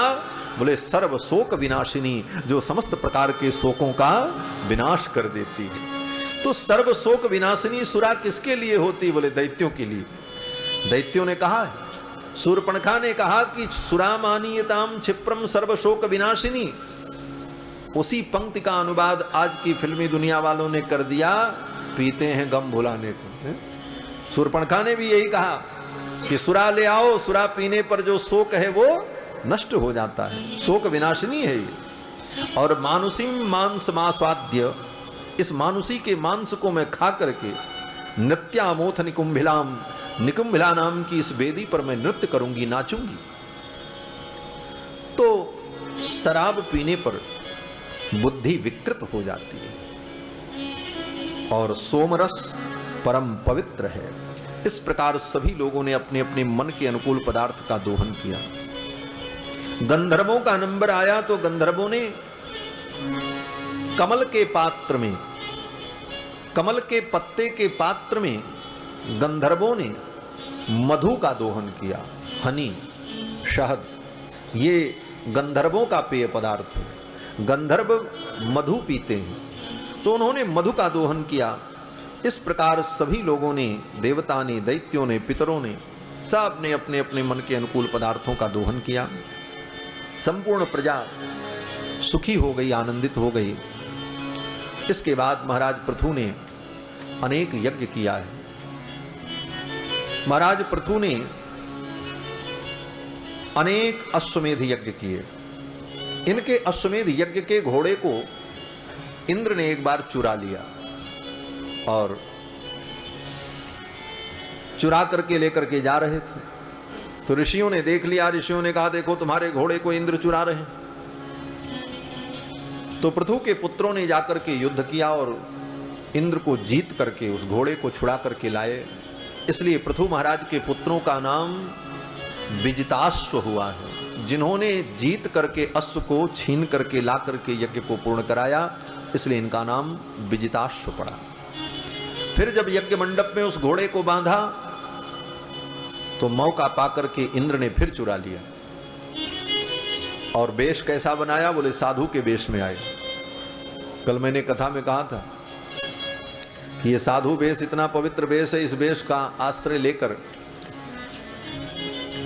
लोग अपने स्वार्थ की पूर्ति कर लेते हैं। रावण ने भी सीता हरण किया तो साधु के वेश में। इंद्र ने भी आकर के जब अश्व को चुराया तो किस वेश में आए? बोले लाल लाल लाल रंग का कपड़ा पहने हुए, गले में बड़ी बड़ी मालाएं, मत्थे पर त्रिपुंड और हड्डियों की माला। इस प्रकार अघोरी वेश धारण करके इंद्र ने आकर के अश्व को चुराया। जब पृथु के पुत्रों ने इंद्र को पकड़ लिया तो ऋषियों ने कहा कि इंद्र ने आज जो वेश धारण किया है और इस वेश को धारण करके इन्होंने अश्व की चोरी की है, आज से ये वेश संसार में पाखंड वेश कहलाएगा। उस वेश का नाम पाखंड वेश हो गया। यानी रूपाणी जगृहे इंद्रो, इंद्र ने जो रूप धारण किया हय जिहीर शया, घोड़े को चुराने के लिए, तानि पापस्य खंडानी लिंगम खंड मिहोच्यते, वो पाप का खंड है इसीलिए उसका नाम पाखंड हुआ है। पाखंड वेश किसे कहते हैं? लोग कहते हैं महाराज ये बड़ा पाखंडी है। तो पाखंडी किसे कहते हैं? बोले जिसकी कोई परंपरा न हो, कोई संप्रदाय न हो, कोई निश्चित रूप न हो, देखा देखी लाल पीला कपड़ा पहन लिया, कुछ भी तिलक लगा लिया, तिलक लगाया ऐसा, और माला पहना रुद्राक्ष की, हड्डी की। अब उसको पता ही नहीं है कि हर परंपरा और संप्रदाय के सिद्धांत में तिलक, माला, वेश सब निर्धारित है, और जो उस निर्धारण को न समझ करके कुछ भी कर ले तो वही पाखंड है। और ऐसे पाखंडी अक्सर देखने को मिल जाते हैं। पाखंड वेश बना करके वो अपने स्वार्थ की पूर्ति करते रहे। तो तानि पापस्य खंडानि लिंगम खंडमिहोच्यते एवं इंद्रे हरत्वस्यम वैन्य यज्ञ जिहांसया। फिर इंद्र से जीत करके उस घोड़े को लेकर के आए और अश्वमेध यज्ञ हुआ। उस अश्वमेध यज्ञ में भगवान प्रकट हुए। भगवान नारायण अश्वमेध यज्ञ में प्रकट हो गए, पृथु जी के अश्वमेध यज्ञ में। तो भगवान ने पृथु से कहा वरदान मांगो, मैं तुम्हारे ऊपर प्रसन्न हूं, क्या चाहिए? यहां पर एक बड़ा गंभीर प्रश्न है कि पृथु भी भगवान के अवतार हैं और पृथु के यज्ञ में भगवान प्रकट हो गए, तो दो दो भगवान आमने सामने कैसे हैं? भगवान तो एक है। बोले भगवान तो एक ही है, लेकिन भगवान के अवतार जो होते हैं वो अलग अलग हैं। कुछ अवतार आवेशावतार होते हैं, कुछ भगवान के अंशावतार होते हैं और कुछ पूर्णावतार होते हैं। तो आवेशावतार जो होते हैं उस अवतार में किसी शरीर में एक आत्मा जो पहले से दिव्यात्मा विद्यमान है, उसी आत्मा में, उसी शरीर में परमात्मा की शक्ति का जब विशिष्ट संचार होता है किसी विशेष कार्य की सिद्धि के लिए, तो उसको भी अवतार मान लेते हैं। इसको आवेशावतार कहते हैं। जैसे पृथु जी महाराज हैं, वेदव्यास जी हैं, वेदव्यास जी को भी भगवान का अवतार माना जाता है। तो वेदव्यास जी के अंदर भगवान का आवेश केवल उतने दिनों के लिए था जब तक उनको 18 पुराण की रचना करनी थी। 18 पुराण की रचना और महाभारत की रचना के लिए भगवान का आवेश वेदव्यास जी के अंदर हुआ और उस कार्य को संपन्न करा करके भगवान का वो आवेश अंतर्हित हो गया। फिर तो वेदव्यास जी एक महर्षि। उसी प्रकार देवर्षि नारद हैं। नारद जी भी भगवान के अवतार माने जाते हैं, लेकिन नारद जी के अंदर 5 दिन 5 रात्रि तक भगवान का आवेश था। उसके बाद वो आवेश जब समाप्त हो गया तो नारद जी भगवान के भक्त हैं, आज भी भगवान का गुणगान करते हैं। उसी प्रकार ये पृथु भगवान जो हैं, इनके अंदर भी भगवान का आवेश केवल इसलिए था कि धर्म की स्थापना हो, पृथ्वी का विस्तार हो जाए, पृथ्वी सुव्यवस्थित हो जाए। इन सारे कार्यों के लिए भगवान का आवेश हुआ। वो कार्य जब संपन्न हो गया तो पृथु जी का वो आवेश चला गया।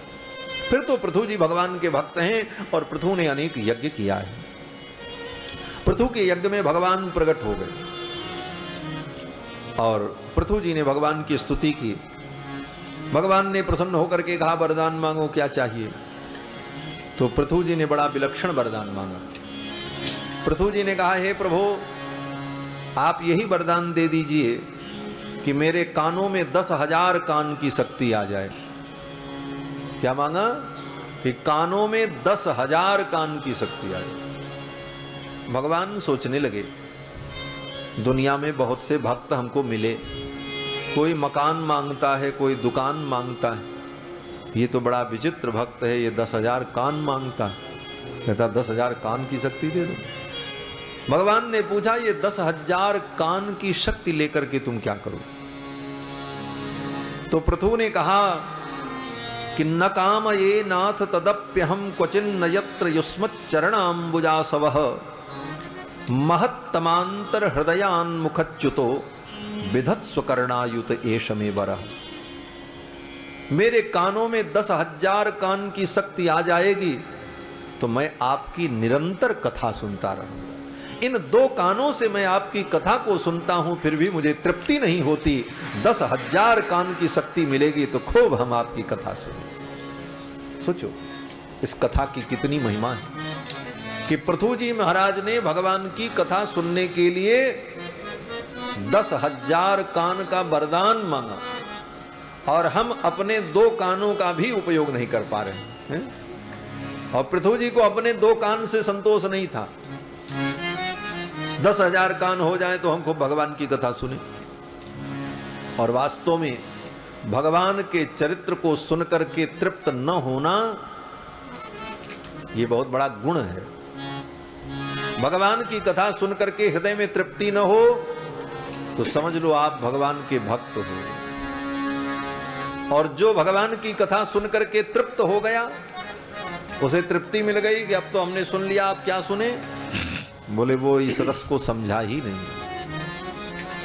रामचरित जे सुनत अघाही, रामचरित जे सुनत अघाही, रस विशेष जाना तिन नाही, रस विशेष जाना तिन नाही, रामचरित जे सुनत अघाई, रामचरित जे सुनत अघाई।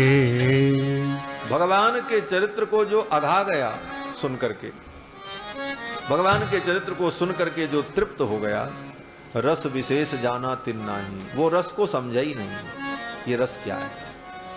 और जिसके कान समुद्र के समान हो जाएं और भगवान की कथा नदी के समान हो जाए, जैसे नदियां समुद्र में जाती हैं लेकिन समुद्र में कभी बाढ़ नहीं आती, समुद्र कभी ओवरफ्लो नहीं होता, हजारों नदियां समुद्र में रोज गिरती हैं लेकिन समुद्र यथावत रहता है, उसी प्रकार जिसके कान समुद्र के समान हो जाएं, भगवान की कथा नदी के समान हो जाए और रोज ये कथा रूपी नदी हमारे कान रूपी समुद्र में आती रहे, फिर भी हमारे कान के अंदर बाढ़ ना आवे, कभी भी पानी बढ़े ना।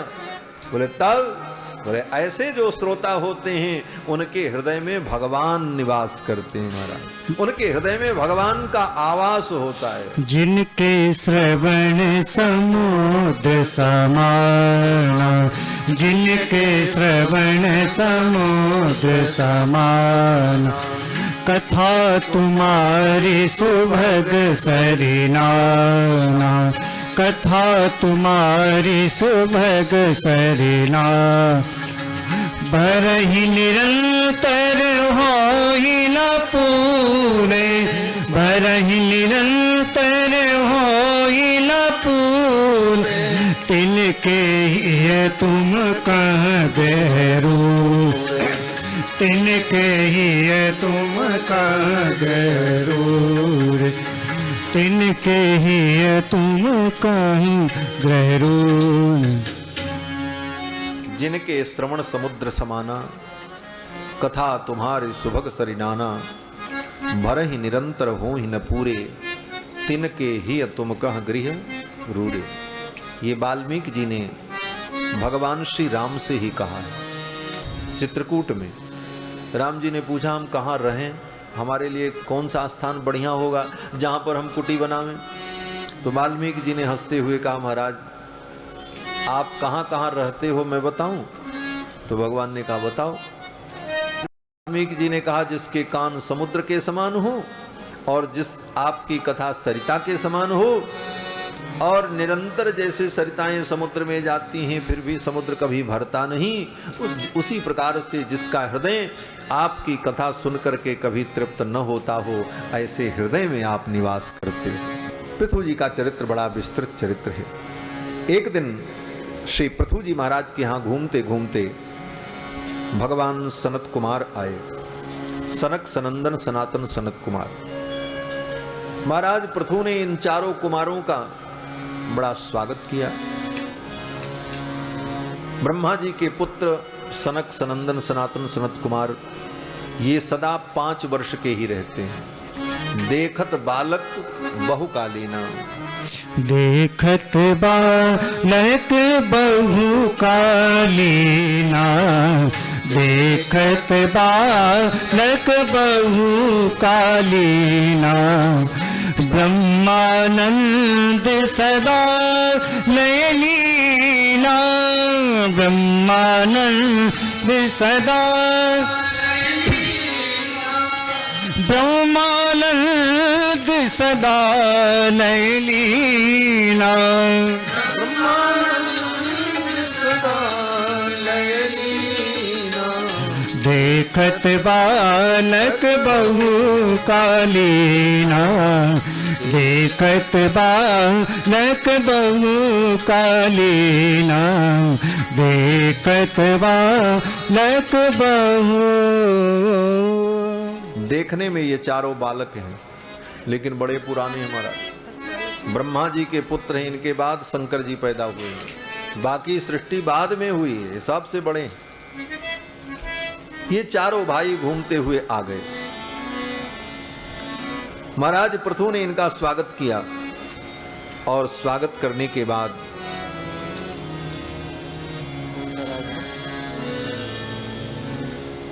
भोजन इत्यादि कराने के बाद जब चरणों में बैठे तो महाराज पृथु ने कहा, प्रभु आपका स्वागत है। चरंति श्रद्धया धीरा बाला एव बृहंति च, स्वागतम वो दुजश्रेष्ठा यद्व्रतानि मुमुक्षवः। आप तो मोक्ष धर्म का पालन करने वाले सदा विचरणशील हैं। आपका मेरे राज्य में स्वागत है और मैं आपका क्या कुशल समाचार पूछूं। पृथु जी ने बड़ी अच्छी बात कही। पृथु जी ने कहा, प्रभु आप जैसे महापुरुषों से कुशल समाचार पूछना भी अपराध है। क्यों?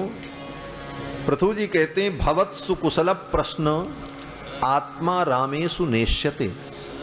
आप जैसे आत्मा राम पुरुषों से कुशल समाचार पूछना ये उचित नहीं है।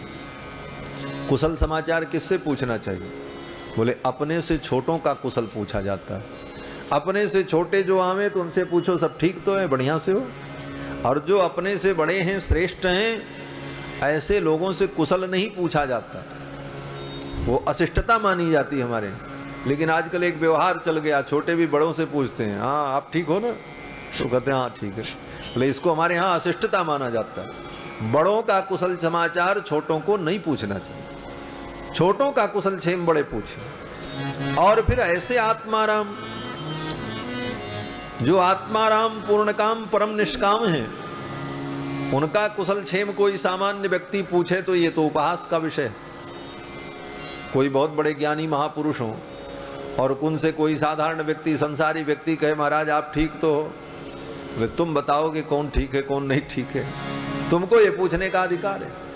अरे तुम बताओ तुम कैसे हो, तुम्हारा सब ठीक तो चल रहा, तो वे महापुरुष पूछें तुम्हारी कुशलता, ये तो अच्छी बात है। लेकिन हम महाराज की महापुरुषों की कुशलता पूछें ये उचित नहीं, ये शिष्टाचार नहीं। पृथु जी ने कहा, भवत्सु कुशल प्रश्न आत्मा रामे सुनेष्यते। आप जैसे आत्मा राम पुरुषों से कुशल समाचार पूछना ये उचित नहीं। क्यों? बोले आपकी दृष्टि में कुशल अकुशल सब बराबर है। जिसकी दृष्टि में लाभ हानि दोनों बराबर है, जिसकी दृष्टि में दुख और सुख बराबर है, उसका क्या कुशल क्षेम पूछना। तब बोले तो सनकादिकों ने राजा से ही कुशल पूछा। सनकादिकों ने महाराज पृथु से कुशल समाचार पूछा और फिर महाराज पृथु ने सनत कुमार से कहा, हे प्रभु आप मेरी शंका का समाधान करें। बोले क्या शंका? पृथु जी ने कहा, महाराज इस संसार में जन्म लेने का फल क्या है और इस संसार में जन्म लेकर के मनुष्य को करना क्या चाहिए, यही प्रश्न पूछा पृथु ने सनत कुमार से।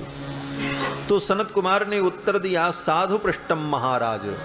हे राजन, तुमने बहुत सुंदर प्रश्न किया है। सर्वभूत हितात्मना, तुम्हारे इस प्रश्न से समस्त प्राणियों का हित होगा। और सुनो, इस संसार में जन्म लेकर के एक ही काम करना चाहिए, संगम खल साधु नाम, सज्जनों का संग करना चाहिए। बस सज्जनों का संग करोगे, सत्संग करोगे, बस एक काम करना है। क्या बोले? सज्जनों का, संतों का संग करो। बाकी आगे क्या करना है? बोले आपको सोचने की जरूरत नहीं पड़ेगी, सत्संग ही आपसे सब कुछ करा लेगा। आपको क्या करना है ये आपको तय करने की जरूरत नहीं पड़ेगी। इसीलिए कहा, संतों के संग लगोगे तो बिगड़ी बन जाएगी। महाराज कबीरदास जी कहते हैं, संतन के संग लाग रे तेरी अच्छी बनेगी। संतन के संग लाग रे तेरी अच्छी बनेगी।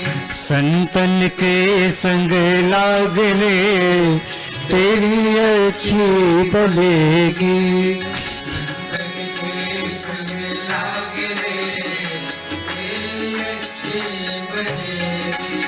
अच्छी बनेगी तेरी बिगड़ी बनेगी। अच्छी बनेगी तेरी बिगड़ी बनेगी। होए तेरो बड़ो भाग रे तेरी अच्छी बनेगी। होए तेरो बड़ भाग रे तेरी अच्छी बनेगी। संतन के संग लाग रे तेरी अच्छी बनेगी। संतन के संग लाग रे तेरी अच्छी बनेगी। संतन संग कर पुण्य कमाई। संतन संग कर पुण्य कमाई।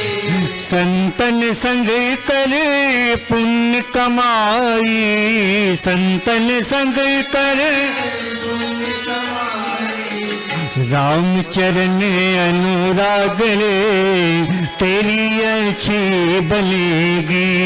राम चरण अनुराग रे तेरी अच्छी बनेगी। संतन के संग लाग रे तेरी अच्छी बनेगी। संतन के संग लाग रे तेरी अच्छी बनेगी। दुबे जी की बन गई, प्रहलाद जी की बन गई। दुबे जी की बन गई, प्रहलाद जी की बन गई। दुबे जी की बन गई, प्रहलाद जी की बन गई। दुबे जी की बन गई, प्रहलाद जी की बन गई। दुबे जी की बन गई, प्रहलाद जी की बन गई। दुबे जी की बन गई, प्रहलाद जी की बन गई। हरि सुमिरन में लाग रे तेरी अच्छी बनेगी। हरि सुमिरन में लाग रे तेरी अच्छी बनेगी। संतन के संग लाग रे तेरी अच्छी बनेगी। संतन के संग लाग रे तेरी अच्छी बनेगी। कागा से तोए हंस करेंगे। कागा से तोए हंस करेंगे। कागा से तोए हंस करेंगे। कागा से तोए हंस करेंगे। मिट जाए उरे के दाग रे तेरी अच्छी बनेगी। मिट जाए उरे के दाग रे तेरी अच्छी बनेगी। संतन के संग लाग रे तेरी अच्छी बनेगी। संतन के संग लाग रे तेरी अच्छी बनेगी। मोहन सा में बहुत दिन सोयो। मोहन सा में बहुत दिन सोयो। मोहन सा में बहुत दिन सोयो। मोहन सा में बहुत दिन सोयो। सोयो। जाग सके तो जाग रे तेरी अच्छी बनेगी, जाग सके तो जाग रे तेरी अच्छी बनेगी, संतन के संग लाग रे तेरी अच्छी बनेगी, संतन के संग लागे तेरी अच्छी बनेगी। सुत बित नारी तीन आशाएं, सुत बित नारी तीन आशाएं, सुत बित नारी तीन आशाएं, सुत बित नारी तीन आशाएं।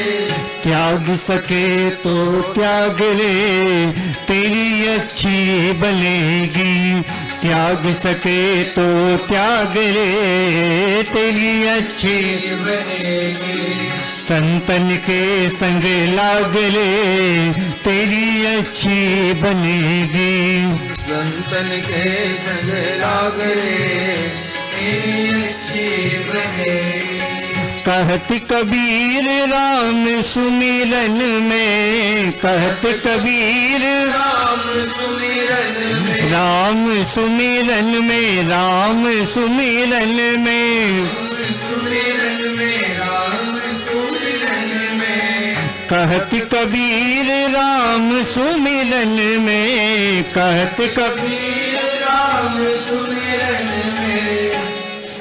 पाग सके तो पाग ले तेरी अच्छी बनेगी, पाग सके तो पाग ले तेरी अच्छी बनेगी, संतन के संग लाग रे तेरी अच्छी बनेगी, संतन के संग लाग रे तेरी अच्छी तेरी अच्छी बनेगी, अच्छी बनेगी, वो तेरी अच्छी बनेगी। अच्छी बनेगी। पृथु जी महाराज के पूछने पर सनकादिकों ने सत्संग की महिमा बताई और इसके बाद कथा आती है कि पृथु के वंश में ही आगे चल करके महाराज प्राचीन बरही नाम के राजा हुए, जिनकी कर्म में बड़ी निष्ठा थी। देवर्षि नारद ने आकर के उनको भक्ति का उपदेश किया और कर्म निष्ठा से विरत होकर भगवत भक्ति की निष्ठा से युक्त होकर के प्राचीन बरही राजा ने आत्म कल्याण किया। प्राचीन बरही राजा की कथा भी बड़ी विस्तृत कथा है। भागवत की कथा तो बहुत है महाराज, केवल नाम बताते चलें कि ये राजा हुए, ये इनके, इसी में सारा समय बीत जाए। लेकिन प्रसंग में जो रहस्य की बातें हैं उनकी चर्चा महत्वपूर्ण है, उसे श्रवण करना चाहिए। प्राचीन बरही राजा की कथा में महत्वपूर्ण बात यह है कि प्राचीन बरही राजा बहुत बड़ा याज्ञिक था, बहुत कर्मनिष्ठा थी उसकी, बड़े बड़े यज्ञों को उसने किया।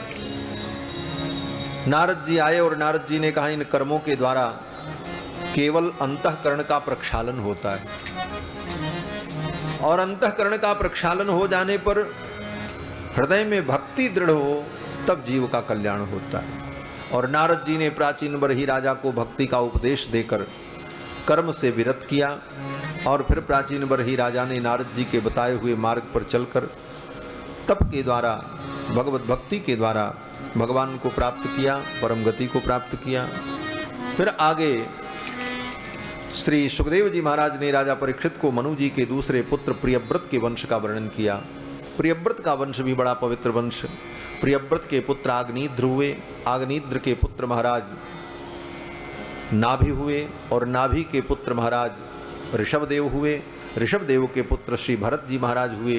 इन सब राजाओं के चरित्र को सुखदेव जी ने राजा परीक्षित को सुनाया। महाराज पृथु के प्रियव्रत के पुत्र आग्निद्र, आग्निद्र के पुत्र महाराज नाभि। महाराज नाभि बड़े धर्मात्मा थे। पुत्र की प्राप्ति के लिए उन्होंने अश्वमेध यज्ञ किया। उनके अश्वमेध यज्ञ में भगवान आए और भगवान से प्रार्थना की कि मुझे पुत्र मिले। तो भगवान ने कहा कैसा पुत्र? तो नाभि ने कहा आपके समान ही पुत्र मुझे चाहिए। तो भगवान ने कहा अपने समान मैं ढूंढने कहाँ जाऊं, मैं ही आपका बेटा बन करके आ जाऊंगा। और भगवान ही उनके पुत्र बन करके आए। उन्हीं का नाम ऋषभदेव पड़ा है। मनु जी के पुत्र प्रियव्रत के वंश में ऋषभदेव भगवान अवतरित हुए और ऋषभदेव जी भगवान के 24 अवतार में एक अवतार है। इन्हीं ऋषभदेव भगवान को जैन धर्म के लोगों ने अपना आदि तीर्थंकर माना है। उन्हीं ऋषभदेव भगवान के पुत्र महात्मा भरत हुए, जिनके नाम पर इस देश का नाम भारतवर्ष पड़ा है। शकुंतला और दुष्यंत के पुत्र भरत के नाम पर इस देश का नाम भारतवर्ष पड़ा। यह भी इतिहास महाभारत में बताया गया है, लेकिन ये इतिहास बाद में जुड़ा है। उसके पहले से इस देश का नाम भारतवर्ष है। और कब से? बोले महात्मा भरत जो ऋषभदेव जी के पुत्र हैं, उनके नाम पर इस देश का नाम भारतवर्ष पड़ा। उसके पहले बोले उसके पहले इस देश का नाम अजनाभ वर्ष था। अजनाभ वर्ष इस देश का नाम था। और महात्मा भरत के नाम पर इस देश का नाम भारतवर्ष पड़ा। महात्मा भरत के 3 जन्मों का चरित्र सुखदेव जी ने सुनाया। ऋषभदेव के पुत्र भरत जी महाराज सब कुछ छोड़ करके जंगल में तप करने गए। कथा मैंने सुनाई ही है संक्षेप में कि भरत जी तप करने गए और वहाँ एक हिरण के बच्चे में उनको मोह हो गया। मोह का मतलब बोले उसकी माँ मर गई थी, उस बच्चे को ला करके अपने आश्रम में पाला पोसा और धीरे धीरे उसके प्रति आसक्ति हो गई। एक दिन वो बच्चा कहीं चला गया, हिरण का बच्चा। बार बार उसी का स्मरण कर रहे थे, कहाँ होगा, क्या खाया होगा, कैसे होगा। उसी समय मृत्यु आ गई और मरते समय उस हिरण का स्मरण किया, इसलिए अगले जन्म में इनको हिरण बनना पड़ा। कल की कथा में मैंने निवेदन किया था कि मरते समय जो जिसका स्मरण करता है, अगले जन्म में उसी भाव को प्राप्त हो जाता है। तो मरते समय महात्मा भरत ने एक हिरण के बच्चे का स्मरण किया, तो अगले जन्म में उनको हिरण बनना पड़ा। फिर उस शरीर में जाकर के पूर्व जन्म के संस्कार के कारण उनको ज्ञान बना था। सूखे पत्ते खाकर पानी पी करके जीवन निर्वाह किया। हिरण का जब शरीर जब छूटा उनका, तो पूर्व जन्म के कर्मों के अनुसार उन्हें पुनः मानव शरीर मिला और अंगिरा गोत्र के ब्राह्मण के कुल में पैदा हुए। और इस बार सतत सावधान रहे कि भगवान ने मनुष्य बनाया है, अब मुझसे गलती हो गई तो फिर मुझे 84 के चक्कर में जाना पड़ेगा, फिर पशु योनि में जाना पड़ेगा। इसलिए बचपन से ही सावधान रहकर आत्मचिंतन करते थे। दुनिया इनको पागल समझती थी। लोग कहते थे ये जड़ है, जड़ माने मूर्ख, इसीलिए उनका नाम पड़ गया जड़ भरत। नाम पड़ा जड़ भरत। और फिर ऐसे ही पागल जैसे रहते थे, कोई चिंता नहीं, कोई कुछ दे दे तो खा लें, जहां पावे वहीं सो जाएं। वो कहते हैं ना कि जमी पे लेट जाते हैं, सिरहाने हाथ रखते हैं, हम तो अपना तकिया बिस्तर हमेशा साथ रखते हैं। तो ऐसे ही महात्मा थे, जहां पावे वहीं सो जाएं, हाथ का ही तकिया लगा लें, आनंद करें। परमहंस थे। समय बीता, परिवार वालों ने भी इनको त्याग ही दिया, विवाह शादी हुआ नहीं, माता पिता की कालक्रम से मृत्यु हुई, घर में भाइयों का आधिपत्य हुआ और ये बोले इनका कोई था ही नहीं, सब छोड़ करके चल पड़े भगवान का भजन करते हुए। बड़ी बड़ी घटनाएं हैं उनके जीवन की। महात्मा भरत के जीवन की एक बड़ी महत्वपूर्ण घटना कि जंगल में डाकुओं ने इनको पकड़ लिया बलि चढ़ाने के लिए। देवी के मंदिर में ले गए बलि चढ़ाने के लिए, और जब बलि चढ़ाने चले तब तक देवी प्रकट हो गई। देवी की प्रतिमा खंडित हो गई और देवी ने प्रकट होकर के डाकू को ही मार दिया। और श्री भरत जी महाराज ने देवी को प्रणाम किया और अपने भगवान का स्मरण करते हुए फिर आगे चले। सिंध सौवीर देश का राजा रहुगण पालकी में बैठ करके जा रहा था। उसके पालकी का कहार बीमार पड़ गया। अब पालकी कौन ढोवे? राजा ने कहा किसी आदमी को पकड़ लो। जड़ भरत जी जा रहे थे, महात्मा परमहंस, इन्हीं को पकड़ लिया। बोले चलो पालकी ढो। पालकी ढुलवाया। पालकी ढुलवाते समय बड़ी डांट लगाई, फटकार लगाई। बोले जानते नहीं हो मैं राजा हूं, करो मिते चिकित्साम दंड पाणी रिव, मैं तुम्हारी ऐसी चिकित्सा करूंगा कि तुम सुधर जाओगे। अपने राजा के रुतबे में बोला रहुगण। जब बार बार बोलने लगा तो जड़ भरत जी ने कहा राजन तुम मुझे कैसे मारोगे? तुम भी आत्मरूप हो, मैं भी आत्मरूप हूं। शरीर तो पहले से ही मरा हुआ है, शरीर शरीर को क्या मारेगा? तो तुम मुझे क्या दंड दोगे, कैसी मेरी चिकित्सा करोगे, ये मैं जानना चाहता हूं। राजा तो चौंक गया, अरे ये तो कोई ज्ञानी पुरुष लगते। तब तक राजा की दृष्टि महात्मा के कंधे पर पड़े हुए यज्ञोपवीत पर गई, जनेऊ पर। राजा ने कहा महाराज विभर्ष सूत्रम कतमो वधूतः, आपके कंधे पर यज्ञोपवीत है, आप ब्राह्मण लगते हैं। और तपोनिष्ठ ब्राह्मण हैं। अब तो मुझे डर लग रहा है। जड़ भरत जी ने कहा, क्यों डर रहे हो? तुम राजा हो, तुम्हारे पास शस्त्र बल, जन बल, धन बल, सैन्य बल, संगठन बल, सब प्रकार के बल तुम्हारे पास, और मुझ निर्बल से, निहत्थे से क्यों डर रहे हो? तो राजा रहुगण ने कहा, हे विप्र, मैं इंद्र के वज्र से भी नहीं डरता हूं, मैं यमराज के काल दंड से भी नहीं डरता हूं, भगवान शंकर के त्रिशूल से भी मुझे डर नहीं लगता। मुझे अगर डर लगता है तो केवल एक बात से, कि मेरे द्वारा किसी संत और किसी ब्राह्मण का अपमान न हो जाए, क्योंकि संत ब्राह्मण का अपमान यमराज के काल दंड से भी ज्यादा भयानक है। ऐसा ज्ञानी था वो राजा, सत्संगी राजा था। राजा रहुगण ने कहा, महाराज आप संत हैं, मेरे द्वारा अगर आपका अपमान हो गया तो ये अपराध यमराज के काल दंड से भी ज्यादा भयानक होगा। भृशम छंके भृशम ब्रह्मकुलावमानात, मेरे द्वारा किसी ब्रह्मकुल में उत्पन्न ज्ञानी पुरुष का अपमान हो जाए, ये मेरे लिए भयानक होगा। चरणों में गिर पड़ा। उसकी श्रद्धा को देख करके जड़ भरत जी प्रसन्न हो गए, और फिर जड़ भरत ने राजा रहुगण को तत्व का उपदेश किया है। जड़ भरत जी के द्वारा तत्व का उपदेश प्राप्त करके राजा रहुगण प्रसन्न होकर के अपने नगर को चला गया। भरत जी भगवान का स्मरण करते हुए चले गए, और इसी प्रकार परमहंस वृत्ति से रहते हुए उन्होंने अपने जीवन को पूर्ण किया है। भरत जी के इस चरित्र का वर्णन सुखदेव जी ने राजा परीक्षित को सुनाया। इस कथा से ये प्रेरणा मिलती है कि कहीं आसक्ति मत रखो। जड़ भरत जी अपना राज्य छोड़ करके आए थे, बेटा, पुत्र, पत्नी, परिवार, धन संपत्ति, महल, कोष, खजाना सब छोड़ करके आए जंगल में, और एक हिरन के बच्चे में मोह हो गया, और वही मोह उनके विनाश का कारण बना। फिर उनको जन्म लेना पड़ा, पशु बनना पड़ा। तो कहीं भी अगर हमारा मोह होगा तो वह मोह हमारे दुख का कारण बनेगा। मोह सकल व्याधिन कर मूला, तेहि ते पुनि उपजहि बहु शूला। मोह से ही सारे शूल उत्पन्न होते हैं। प्रेम तो सबसे करो, लेकिन मोह कहीं मत करो। संसार में हर व्यक्ति से प्रेम करो, सबके प्रति सद्भाव रखो, सबका सहयोग करो, सबकी सेवा करो, लेकिन मोह कहीं मत करो। मोह होगा तो वह मोह ही दुख का कारण बनेगा। इन सारी कथाओं को सुखदेव जी ने राजा परीक्षित को सुनाया। इसके बाद भूगोल का वर्णन किया है, 7 द्वीप वाली पृथ्वी का वर्णन, 7 समुद्र का वर्णन, अनेक लोकों का वर्णन, 9 वर्ष भारत में जो हैं इन 9 वर्षों का वर्णन।